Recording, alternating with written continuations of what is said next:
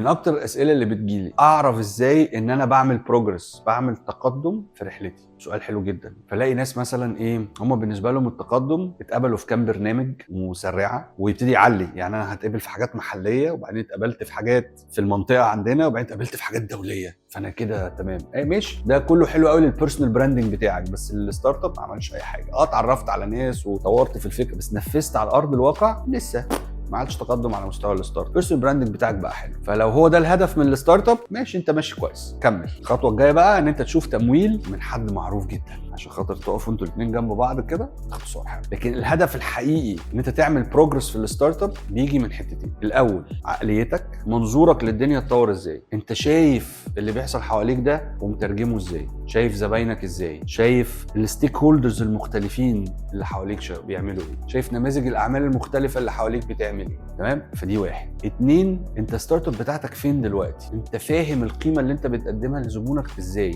او لغايه فين تطورك للحته دي. فهمك للحته دي مهم جدا. الفاليو اللي بتاخدها من زبونك، تطورك في فهم الحته دي ايه. يعني في حد قال لي هو انا ايه اللي ممكن اخده من زبوني غير ان انا يدفع لي فلوس؟ والله حاجات كتيره قوي. هو انت بتدفع فلوس لفيسبوك لو انت مش معلن؟ يعني انت راجل ما بتعلنش حاجه، انت راجل مستخدم عادي، بتدفع فلوس لفيسبوك؟